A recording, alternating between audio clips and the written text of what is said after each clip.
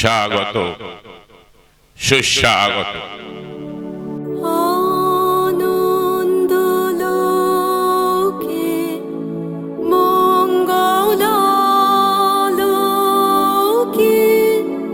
বিরাজো সত্য সুন্দর।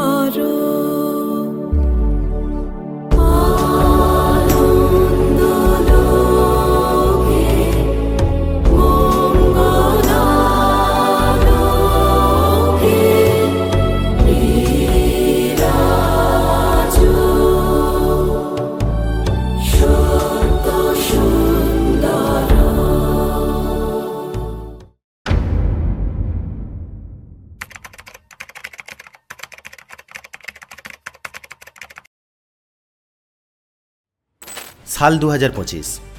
মণিকাঞ্চন যোগের মাহেন্দ্রক্ষণে সূর্যের দ্যুতির মতো চিরভাস্বর বড়ডঙ্গল রমানাথ ইনস্টিটিউশন। বিদ্যালয় প্রতিষ্ঠার আজ 100 বছর অতিক্রমের সঙ্গে সঙ্গেই নতুন একটি শতকের পদধ্বনি শোনা যাচ্ছে। তাই এই সময়টি বড়ডঙ্গল রমানাথ ইনস্টিটিউশনের বর্তমান ও প্রাক্তনীদের জীবনে স্বপ্ন দেখার সময়।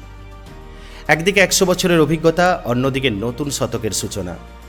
এই মহেন্দ্রক্ষণে পুরাতনের সঙ্গে নতুনের পার্থক্যের সন্ধান করতে গিয়ে খোঁজ করতে হয় সেই উষা লগ্নের, সেই সূচনা লগ্নের, সেই শুভ লগন, সেই মহেন্দ্রক্ষণ স্মৃতির অ্যালবামে 1925।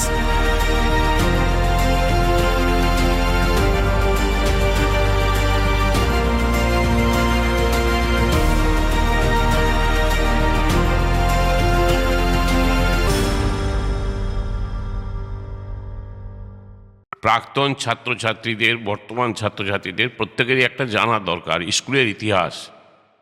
যে স্কুল স্বাধীনতার আগে থেকেই চলে আসছে, সেই স্কুলটা কেমন, কিভাবে সৃষ্টি হলো, আজকে যেটা তিল তিল করে তিলোত্তমায় পরিণত হয়েছে, যেটা আজকে মহিরুহে পরিণত হয়েছে, তার ইতিহাস, কিভাবে তার পত্তন হলো এবং কিভাবে কারা তার পত্তন করেছিলেন, এবং এখানে শিক্ষার আলো পৌঁছে দেওয়ার লক্ষ্য নিয়ে যারা এগিয়ে এসেছিলেন তারা কতটা অবদান রেখেছেন, এবং তার উত্তরসূরিরা কিভাবে এটাকে এগিয়ে নিয়ে যাচ্ছি, এইটাই আমরা খুঁজে নেব।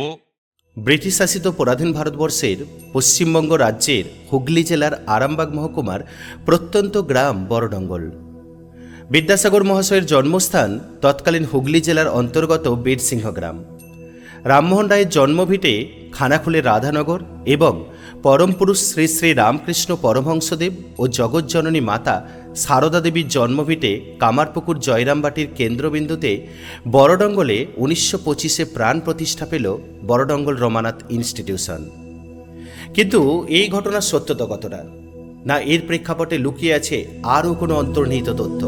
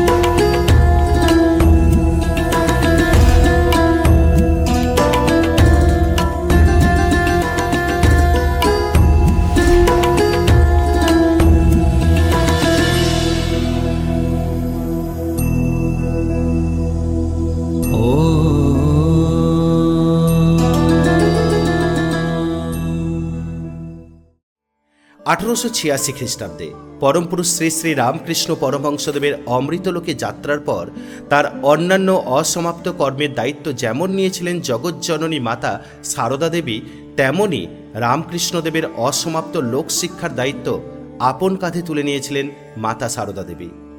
মাতার স্নেহধন্য ছিলেন স্বামী ধ্রুবানন্দজি।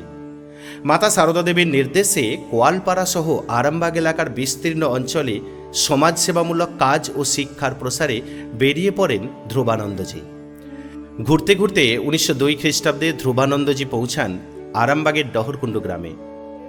এই গ্রামে 1914 খ্রিস্টাব্দে প্রতিষ্ঠা করেন ডহরকুণ্ডু শ্রী রামকৃষ্ণ মিশন। এরপর দ্বারকেশ্বর নদ পেরিয়ে বড়ডঙ্গলে আসেন। বিস্তীর্ণ জঙ্গলে ঘেরা গ্রাম বড়ডঙ্গল। গ্রামের পূর্ব প্রান্তে দ্বারকেশ্বর নদ বয়ে চলেছে অফুরন্ত প্রাণচঞ্চল শক্তি নিয়ে। দেখে ধ্রুবানন্দজি আপ্লুত হলেন।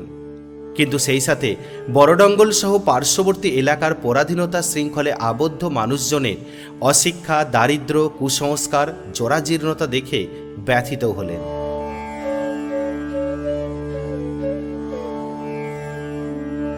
তাহলে স্বাধীনতার আগে এখানে ছাত্রছাত্রীদের, এখানকার এলাকার ছেলে মেয়েদেরকে ইংরেজি শিক্ষায় শিক্ষিত করতে হবে, কেননা তখন ইংরেজি শাসন চলছে। তাহলে ছেলেদেরকে ইংরাজি শেখাতে হবে। তখন তিনি চিন্তা ভাবনা করলেন যে এখানে একটা স্কুল করতে হবে। তখন তো আর স্কুল ছিল না, তখন হচ্ছে পাঠশালা। তো 1902 সালে উনি চিন্তা ভাবনা করেছিলেন যে এখানে একটা পাঠশালা করতে হবে। এখানে একটা পাঠশালা উনি করলেন, বড়ডঙ্গল পাঠশালা। ওখানে একটি মাটির বাড়ি ছিল, পোস্ট অফিস ছিল, তার সঙ্গে সঙ্গে একটা পাঠশালা, ছোটো মতো একটা স্কুল ছিল। তারপর ধীরে ধীরে এটার উত্তরণ ঘটতে থাকে।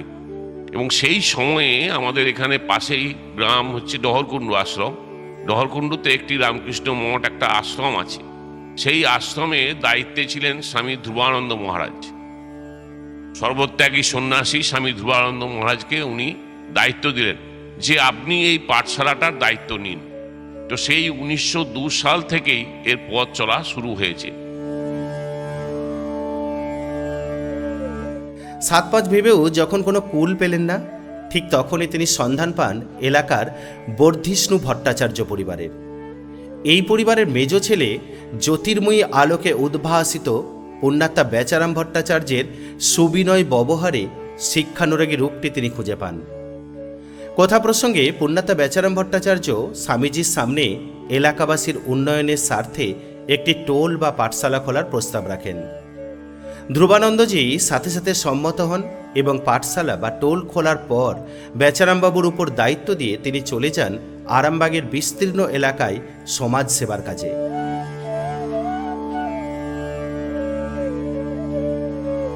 বিস্ময়ের আরেক নাম স্বর্গীয় পুণ্যাত্মা বেচারাম ভট্টাচার্য। ভট্টাচার্য পরিবারের বড় ছেলে রমানাথ ভট্টাচার্য, মেজ ছেলে বেচারাম ভট্টাচার্য এবং ছোট ছেলে কালাচাঁদ ভট্টাচার্য। 3 ভাইয়ের মধ্যে বড় ভাই রমানাথ ভট্টাচার্য স্নেহের বন্ধনে আগলে রেখেছিলেন বেচারাম ভট্টাচার্য এবং ভাই কালাচাঁদ ভট্টাচার্যকে। ওরা 3 ভাই। বড় হচ্ছে রমানাথ, তারপরে হচ্ছেন বেচারাম, তারপরে হচ্ছেন কালাচাঁদ। বড় এবং মেজ বেচারাম বাবু এইখানেই থাকতেন এবং এখানে টোল খুলেছিলেন। ইংরেজি শিক্ষাপ্রাপ্ত কালাচাঁদ বাবু কর্মসূত্রে চলে যান শহর কলকাতায়। মেজ ভাই বেচারাম বাবু টোল বা পাঠশালায় সংস্কৃত পণ্ডিত হিসাবে নিযুক্ত থাকেন।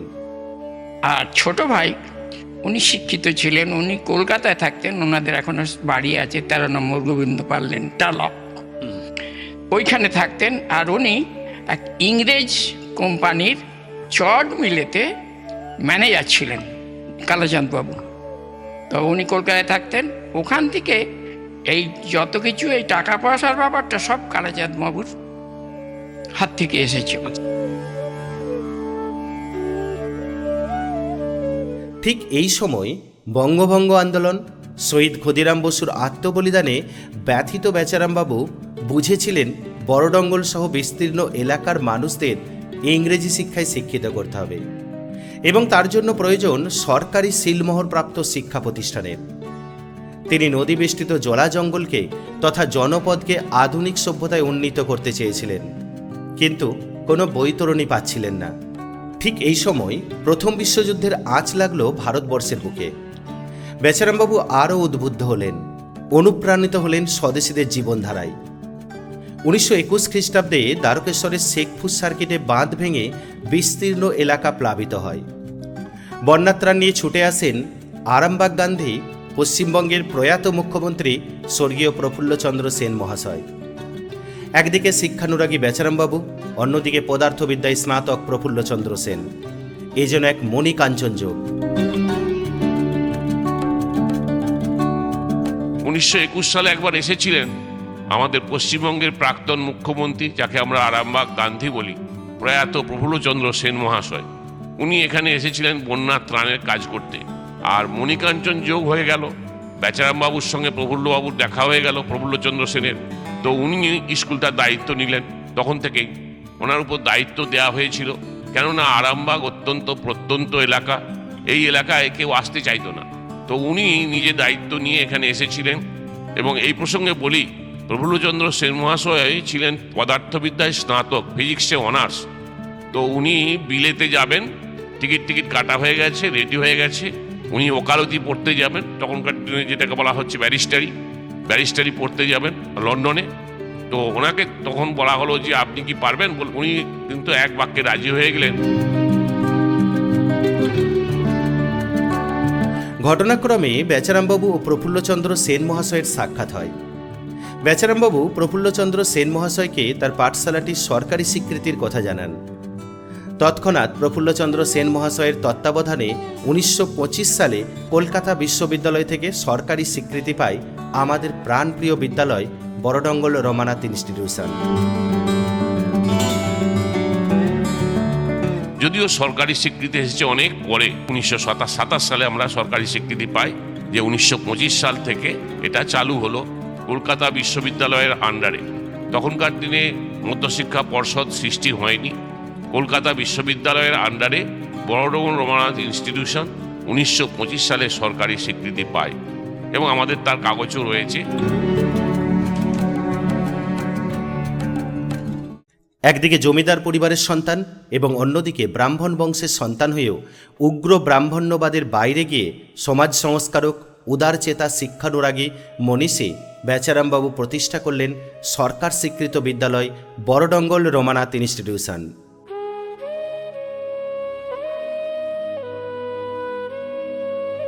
কিন্তু প্রশ্নচিহ্ন থেকে গেল বিদ্যালয়ের নামকরণ নিয়ে। বেচারামবাবু অকুণ্ঠ চিত্তে প্রফুল্লচন্দ্র সেন মহাশয়কে জানিয়ে দেন তিনি এই বিদ্যালয় করবেন তার অগ্রজ রমানাথ ভট্টাচার্যের নামে। এই প্রস্তাবে আপ্লুত হয়ে যান প্রফুল্লচন্দ্র সেন মহাশয়।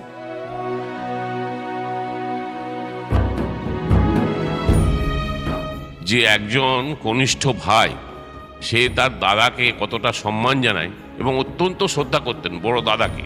তো উনি যখন সরকারি স্বীকৃতি পেল 1925 সালে, উনি বললেন যে এই বিদ্যালয় হবে আমার দাদার নামে।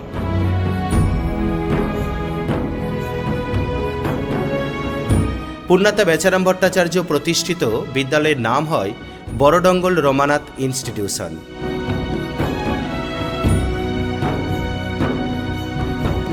বেচারামবাবু যখন এই স্কুলের নাম দেন রমানাথ ইনস্টিটিউশন, উনি তখন ঠিক করলেন যে আমি দাদার নামে স্কুলটা প্রতিষ্ঠা করব। এর থেকে দুদিকেই লাভ আছে। বেচারামবাবু, রমানাথবাবুরও নামটা প্রচার হবে এবং প্রতিষ্ঠাতা বেচারামবাবুর নামটা প্রচার হবে। তখন থেকেই বড়ডঙ্গল রমানাথ ইনস্টিটিউশন।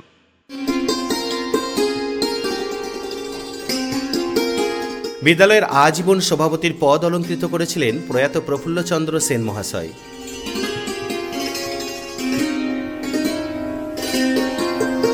এবং তখন থেকেই উনি এই স্কুলের প্রেসিডেন্ট ছিলেন, আজীবন সভাপতি। উনি যতদিন জীবিত ছিলেন ততদিন এই স্কুলের সভাপতি ছিলেন। 1925 সাল বিদ্যালয়ের প্রথম প্রধান শিক্ষক ছিলেন মনমথ কোনার, যার অগাধ পাণ্ডিত্য বিদ্যালয়কে নতুন মাত্রা এনে দেয়। মনমথ কোনার বিদ্যালয়ের প্রথম প্রধান শিক্ষক ছিলেন। এরপর 1925 থেকে 1929 সাল পর্যন্ত বিদ্যালয়ের প্রধান শিক্ষকের গুরু দায়িত্ব পালন করেছেন কালিকা প্রসাদ মজুমদার মহাশয়, দয়াল গোস্বামী মহাশয়, বি ভৌমিকের মতো মান্যবরগণ। এনারা প্রত্যেকেই বিদ্যালয় শিশুকে হাঁটি হাঁটি পা করে এগিয়ে নিয়ে গিয়েছিলেন। অবশেষে আসে সেই সন্ধিক্ষণ 1930 সাল। স্বাধীনতা সংগ্রামের ছোঁয়া লেগেছে সমগ্র ভারতবর্ষের বুকে। বড়ডঙ্গল ছিল স্বাধীনতার পীঠস্থান। সেই বড়ডঙ্গল রমানাথ ইনস্টিটিউশনে প্রধান শিক্ষকের দায়িত্বভার কাঁধে তুলে নিলেন ময়াল নিবাসী সত্যকিঙ্কর চট্টোপাধ্যায়। তারপর 1930 সালে এলেন প্রধান শিক্ষকের গুরু দায়িত্ব কাঁধে নিয়ে ময়াল নিবাসী সত্যকিঙ্কর চট্টোপাধ্যায় মহাশয়। তার নিরলস প্রচেষ্টায় বিদ্যালয়টি শিক্ষার ডানা মেলতে শুরু করে। 1962 সন পর্যন্ত সত্যকিঙ্করবাবু প্রধান শিক্ষকের গুরু দায়িত্ব পালন করেন। অবশ্য তাকে সহায়তা করে গেছেন ধুলেপুর নিবাসী প্রয়াত প্রাক্তন সহকারী শিক্ষক সন্তোষ রায় মহাশয়। এনাদের দুজনের কঠোর পরিশ্রমে বড়ডঙ্গল রমানাথ ইনস্টিটিউশনে ছাত্রছাত্রীদের বিজয় রথ চলতে শুরু করে। এখানে সত্যেন্দ্র চট্টোপাধ্যায় প্রধান শিক্ষক আর সন্তোষ রায় সহকারী প্রধান শিক্ষক, এই জুটিটা 30 বছর ধরে ছিল এবং এখানকার সমস্ত মানুষজন সবাই কিন্তু সত্যেন্দ্র বাবুকে একটা আলাদা শ্রদ্ধা করতেন, আলাদা যেমন শ্রদ্ধা মিশ্রিত ভয় ছিল, কিন্তু সন্তোষবাবুকে সবাই ভয় করত। দাপটে উনি অ্যাসিস্ট্যান্ট হেডমাস্টারমশাই করে গেছেন 30 বছর ধরে। 1962 সাল প্রফুল্লচন্দ্র সেন মহাশয় সালেপুর নিবাসী প্রয়াত প্রাক্তন প্রধান শিক্ষক শিবশঙ্কর কুণ্ডু মহাশয়কে সরকারি শিক্ষক রূপে বিদ্যালয়ে নিয়ে আসেন। হ্যাঁ, 62-তে উনি এসেছিলেন আরামবাগ হাই স্কুল থেকে সহ শিক্ষক হিসাবে। প্রফুল্ল সেন ওনাকে নিয়ে এসেছিলেন যে শিবশঙ্কর তুমি চলো, এই স্কুলটার দায়িত্ব নিতে হবে, তোমাকে প্রধান শিক্ষক হিসেবে হতে হবে। কিন্তু তখন ওনার তো 5 বছর হয়নি শিক্ষকতা, তো এখানে যেটুকু বাকি ছিল এখানে সহশিক্ষক হয়েছিলেন। তারপর 1964 থেকে 1994 পর্যন্ত, 1994 ফেব্রুয়ারি পর্যন্ত উনি ছিলেন প্রধান শিক্ষক। শিক্ষাদরদী, ক্রীড়াপ্রেমী, অভিনয় দক্ষ, ভ্রমণ পিপাসু শিবশঙ্কর বাবুর ধ্যান জ্ঞান ছিল বড়ডঙ্গল রমানাথ ইনস্টিটিউশনের আধুনিকীকরণ। উনি এই স্কুলে আসার পর আধুনিকতাটা টাচটা এলো, আধুনিক সুযোগটা শুরু হলো। উনি ছিলেন শিক্ষক দরদি, উনি ছিলেন খেলাধুলায় পারদর্শী, ভালো ফুটবল খেলতেন। তারপরে উনি ছিলেন অভিনয় এবং বেড়াতে যাওয়া, সমস্ত ব্যাপারটা উনি স্কুলকে সবসময় মাতিয়ে রাখতেন সব দিক থেকে, এবং পড়াশোনার দিকেও ওনার এতটুকু অবহেলা ছিল না। 1964 সালে শিবশঙ্করবাবু প্রধান শিক্ষকের গুরু দায়িত্ব আপন কাঁধে তুলে নেন। শুরু হয় নতুন এক অধ্যায়। শিবশঙ্করবাবুর অনুপ্রেরণা, ছাত্রদরদী মনোভাব, শিক্ষাব্রতী, ত্যাগী মানসিকতা বিদ্যালয়টিকে বিশ্বের দরবারে পৌঁছে দেয়। দেশ বিদেশে খ্যাতির সাথে ছড়িয়ে পড়ল বড়ডঙ্গল রমানাথ ইনস্টিটিউশনের ছাত্রছাত্রীরা। বিদ্যালয়ের পরিসর বৃদ্ধি পেল, পরিকাঠামো বৃদ্ধি পেল। 1967 সালে তৈরি হলো নতুন ভবন, প্রফুল্লচন্দ্র সেন ভবন। অবশ্য এই ভবন নির্মাণের জন্য শিক্ষক মহোদয়গণ সহ গ্রামবাসীগণ যাত্রা করে টাকা সংগ্রহ করেন। বিদ্যালয়ের প্রাচীর করার পরিবর্তে শিবশঙ্করবাবু তৎকালীন এমসির সমর্থনে প্রফুল্ল সেন ভবন নির্মাণ করেন। পরপর কয়েক বছর যাত্রা করে আমাদের ভালোই লাভ হয়েছিল। প্রাচীর তৈরি করার মুহূর্তে তখন হেডমাস্টার সাহেব বললেন মিটিংয়েতে, আমাদের স্টাফ মিটিংয়ে, যে আমার একটা বক্তব্য আছে আপনাদের কাছে। নাকি না, এখনই হায়ার সেকেন্ডারির স্কুল সব চালু হচ্ছে, কিন্তু আমাদের তো বিল্ডিং নেই। আমাদের যদি বিল্ডিং থাকে তাহলে আমরা ওই সুযোগটা পেতে পারি। তা সেই হিসেবে আমার বক্তব্য, আপনারা প্রাচীরটা এখন না করে যদি বিল্ডিং করার পারমিশন দেন তাহলে আমরা বিল্ডিংটা করব। তখন হেডমাস্টার সাহেব কথাটা যুক্তিপূর্ণ, সেই হিসেবে সকলে বললেন হ্যাঁ, হেডমাস্টার যেটা বলছেন সেটাই করা হোক। শিবশঙ্করবাবুর আমলেই প্রফুল্ল সেন ভবনের দ্বিতীয় তল নির্মিত হয়েছিল।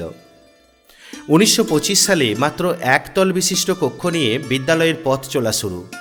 অর্ধসমাপ্ত শ্যামাপদবাবুর হাতে গড়া দ্বিতল বিশিষ্ট শ্রেণীকক্ষ পূর্ণতা পেল শিবশঙ্করবাবুর হাতে। বিদ্যালয়ে 1960 থেকে 1976 পর্যন্ত একাদশ শ্রেণী কেন্দ্রিক এইচএস চালু ছিল।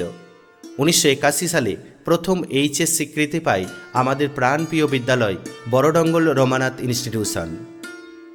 অবশ্য প্রথমে আর্টস এবং কমার্স নিয়ে এইচএস শুরু হয়েছিল। পরবর্তী সময়ে 1982 সালে বিজ্ঞান বিভাগ চালু হয়। 1960 থেকে 76 পর্যন্ত যে 11 ক্লাস পর্যন্ত হায়ার সেকেন্ডারিটা ছিল সেটা আমরা পেয়ে গেছিলাম। এন্ট্রান্স, স্কুল ফাইনাল, তারপরে হায়ার সেকেন্ডারি 3 ক্লাসের হায়ার সেকেন্ডারি, 9, 10, 11 মিলিয়ে যে হায়ার সেকেন্ডারি, সেটা আমাদের প্রথম থেকেই ছিল। সেটা সত্যেন্দ্র বাবুর আমলেই হয়েছিল। তারপর 1976 সালের পর থেকে 1978 সালে সব স্কুলগুলো হায়ার সেকেন্ডারি, অনেকগুলো স্কুল হলো, ঘোষপুর হয়ে গেছিলো, গৌরহাটি হয়ে গেছিলো, কিন্তু আমাদের বড়ডঙ্গল স্কুলে এত ছাত্র, কিন্তু পরিকাঠামোর অভাবে আমরা হায়ার সেকেন্ডারিটা পাইনি। তখন শিবশঙ্করবাবু বললেন যে না, আমাদের আগে বিল্ডিং দরকার, বিল্ডিংটা করা হবে। তারপরে 1981 সালে আমরা হায়ার সেকেন্ডারি, অর্থাৎ এখন যেটা 12 ক্লাস, এই হায়ার সেকেন্ডারি স্বীকৃতি পাই আমরা 1981 সালে। অবশেষে আসে সেই দীর্ঘ বিদায়ের ক্ষণ। 1994 সাল। দীর্ঘ 32 বছর শিক্ষকতার দায়িত্ব পালন করেন শিবশঙ্কর কুণ্ডু মহাশয়। তার অবসরে একটা যুগের সমাপ্তি হলো। তারপর 1964 থেকে 1994 পর্যন্ত, 1994 ফেব্রুয়ারি পর্যন্ত উনি ছিলেন প্রধান শিক্ষক। শেষের শুরু থেকে শুরু হয় আর এক নতুন অধ্যায়।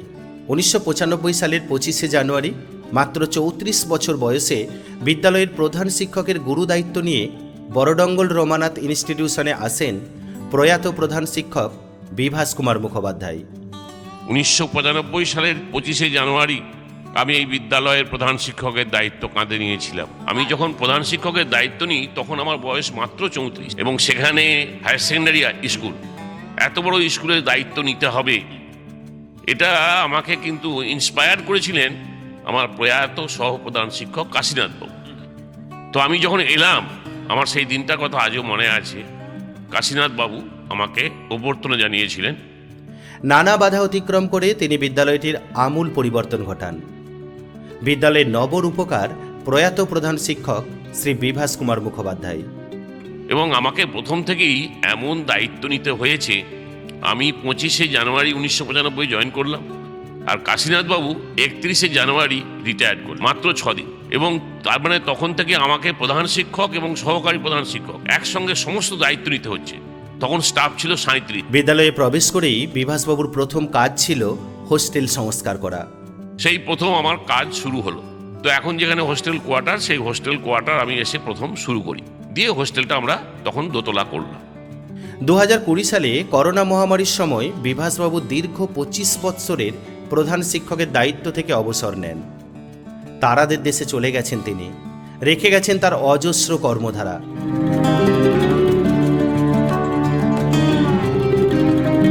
1925 থেকেই বিদ্যালয়ে হোস্টেল বা বোর্ডিং ব্যবস্থা ছিল। প্রথম থেকেই বোর্ডিং আছে, তখন নামটা ছিল বোর্ডিং। এখন যেমন হোস্টেল ছাত্রাবাস হয়ে, তখন নাম ছিল বোর্ডিং, এবং প্রথম থেকেই বোর্ডিং। কিন্তু এই বোর্ডিংয়ের ট্র্যাজিক কাহিনী আজও বহন করে চলেছে দিবাকর স্মৃতিশীল। দিবাকর শাসমল, দামোদরপুরের যে মাস্টারমশাই ছিলেন, হেডমাস্টারমশাই প্রভাকর শাসমল, ওনার যে দাদা, তিনি এইখানে পড়তেন আর ওই হোস্টেলে থাকতেন। 49 সালে প্রচণ্ড ঝড় হয়, প্রচণ্ড রাত্রেবেলা এত ঝড় যে গাছপালা বাড়ি টাড়ি সব ভেঙে চৌমার হয়ে যাচ্ছে। পাশেই ওই গাছপালা বাড়ি ভাঙার এতে পাশেই চক্রবর্তীদের ফ্যামিলি, ঈশ্বর গোপীনাথ চক্রবর্তীদের ফ্যামিলি। ওনার ফ্যামিলিতে গরু ছিল, বড় একটা গোয়ালও ছিল। সেই গোয়ালটা যখন পড়ছে, মাথা উড়ে চলে গেছে, তখন ওই উনি শাসমল, দিবাকর বাবু আর গোপীনাথ চক্রবর্তীর কাকা নিরাপদ চক্রবর্তী, এই দুজনে মিলে সেই গরু বাঁচাতে ওই ঘরে ঢুকেন।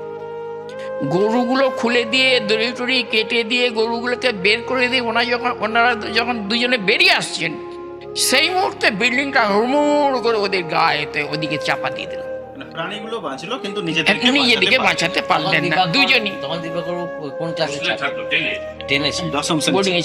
বোর্ডিংয়ে ছিলেন, দুজনেই মারা গেলেন। তো একবারেতে দুজনেই শেষ। তারপরে বের করে টের করে ইয়ে হলো। সেনমশাই তখন এখানে এসেছিলেন, ওই স্কুলের সঙ্গে তো উনি সবসময় জড়িত। সেই পারপাসে স্কুলের ছাত্র এরকম অবস্থায় মারা গেছে, উনি এসেছিলেন।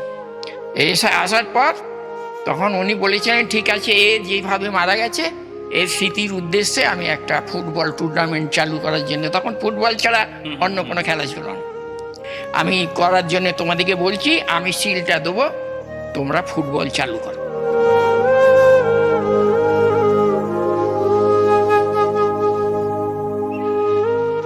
বিদ্যালয়ের সাথে অঙ্গাঙ্গিভাবে জড়িত বড়ডঙ্গল সাগরকুটির।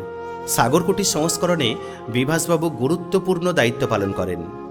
শতবর্ষের ইতিহাসে সাগরকুটিরের সাথে বড়ডঙ্গলের সম্পর্ক বা বড়ডঙ্গল রমানাথ ইনস্টিটিউশনের সম্পর্ক কিভাবে জড়িত, খুঁজতে গিয়ে আমরা যা পেলাম তাই তুলে ধরছি। তারপর শক্তিবাবুকে, আমার তো উনি কলিগ ছিলেন দীর্ঘদিন ধরে, আমার শক্তিপদ বাঘ মশাই, তো উনি বললেন যে স্যার, তো আমাদের ওই সাগরকুটিরে ঘরগুলো চেঞ্জ করতে হবে। তখন সাগরকুটির ছিল খড়ের ছাউনি।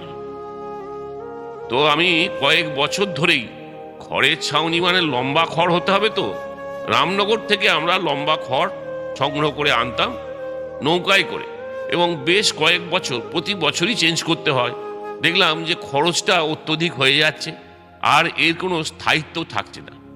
ওই চাল দিয়ে জল পড়ছে, প্রতি এক বছর ছাড়া ছাড়া আবার চেঞ্জ করি। একদিন আমি আর শক্তিবাবু গেলাম বিকেলের কাছে, যে আপনার কাছে একটা আমরা আর্জি নিয়ে এসেছি। হ্যাঁ, কি বলো তোমাদের আর্জি?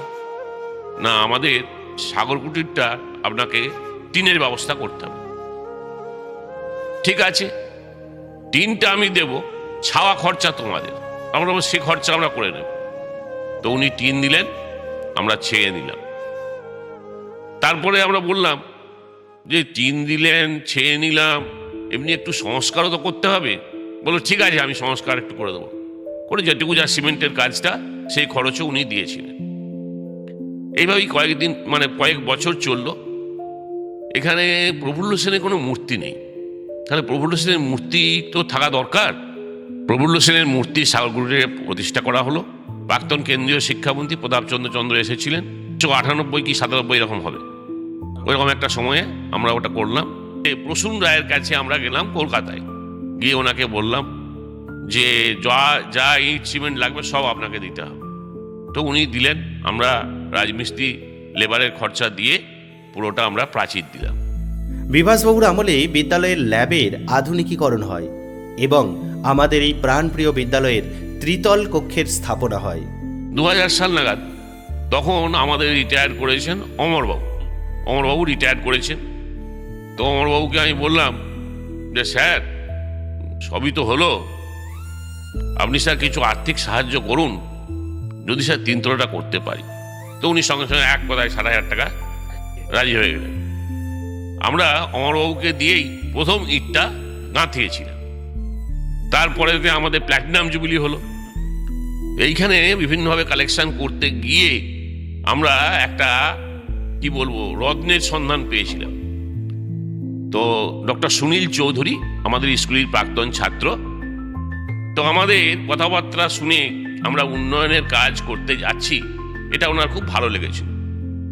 1 লক্ষ টাকা উনি দেবেন বললেন, ঠিক করলেন। আমরা কাজ শুরু করেছি। কাজ তো তখন অর্ধপথে, ওই টাকায় আর কি কাজ হবে। তো উনি এসে দেখলেন, এই তোমরা কাজটা কমপ্লিট করতে পারছো না? না, কি করে সম্ভব? আচ্ছা ঠিক আছে। উনি আবার সঙ্গে সঙ্গে আবার 1 লক্ষ টাকার আর একটা চেক সেদিনই লিখে দিয়ে গেলেন। বিভাসবাবুর আমলেই বিদ্যালয়টি প্রাচীর বেষ্টিত হয়। আর শক্তিবাবুর প্ল্যানিং ছিল ভালো। যখন আমাদের 3তলাটা শেষ হয়ে গেছে, উনি এসেছেন দেখতে, তখন বেশ কিছু মেয়েকে, আমাদের ছাত্রীকে উনি নিয়ে এসেছিলেন যে তোমরা একটু দেখা করবে। ওনার স্ত্রীও সঙ্গে এসেছিলেন। প্রণাম করে বলবে যে আমরা যে আসছি, আমাদের তো সাইকেল রাখার জায়গা নেই, আপনি যদি একটা ব্যবস্থা করেন। তো উনি এই সাইকেল গ্যারেজটা আমাদের যেটা তৈরি হয়েছে, একসঙ্গে উনি 1.5 লক্ষ টাকা দিলেন, যার ফলে আমরা আস্তে আস্তে প্রাচীর সাইকেল গ্যারেজ করতে পারলাম। আর বিদ্যালয়ের ঐতিহ্য বটবৃক্ষ। এই বটবৃক্ষ বিদ্যালয়ের যাবতীয় উত্থান পতন, সাফল্য ব্যর্থতার একমাত্র সঙ্গী। আমার জ্ঞান হওয়ার পরই এখানে আসতাম, ঘুরতাম, বেড়াতাম, হাটতলা যেতাম, যেতাম, সব তখন থেকেই দেখছি বট গাছ আছে। মানে তখন এখানে স্কুল হয়ে গেছে।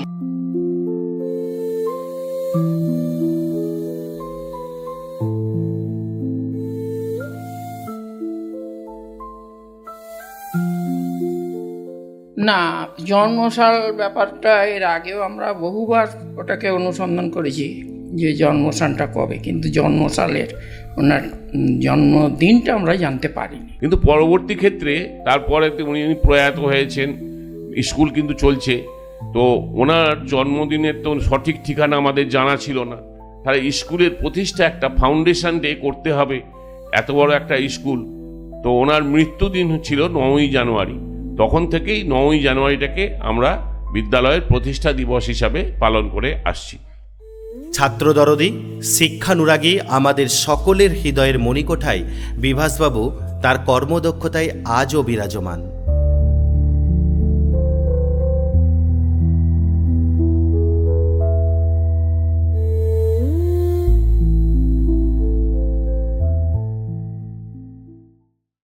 শুধু শিক্ষাক্ষেত্রে নয়, পাশাপাশি আমাদের বিদ্যালয়ে বিভিন্ন সাংস্কৃতিক অনুষ্ঠান, বাৎসরিক ক্রীড়া অনুষ্ঠান ছাত্রছাত্রীদের অনুপ্রেরণা জাগিয়ে চলেছে। সাধারণ পড়াশোনার পাশাপাশি ভোকেশনাল পড়াশোনা চালু হওয়ায় ছাত্রছাত্রীরা আজ উপকৃত। জ্ঞানের আলোকবর্তিকায় আজও দেদীপ্যমান আমাদের বিদ্যালয়। মিড ডে মিল, সবুজ সাথী, কন্যাশ্রীর মতো সরকারি প্রকল্পে আজ আমাদের বিদ্যালয় সমৃদ্ধ।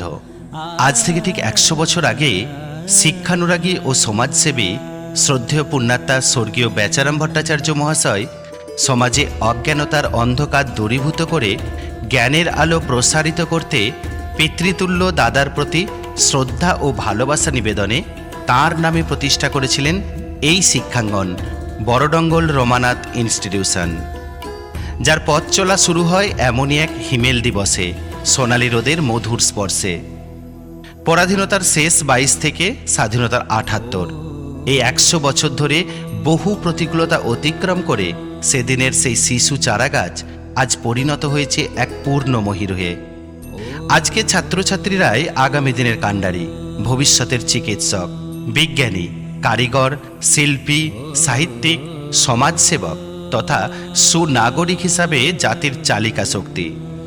শতবর্ষের এই পুণ্য লগ্নে টিম ফিনিক্স এই সমস্ত চালিকা শক্তির উৎসস্থল বড়ডঙ্গল রমানাথ ইনস্টিটিউশনের শুধু শতবর্ষ নয়, সহস্র বর্ষের সুখ্যাতি কামনা করে স্বর্গীয় পুণ্যাত্মা বেচারাম ভট্টাচার্যের রাতুল চরণে ভক্তিপূর্ণ শ্রদ্ধা নিবেদন করে বলে, असतो मा सद्गमय तमसो मा ज्योतिर्गमय असतो मा सद्गमय तमसो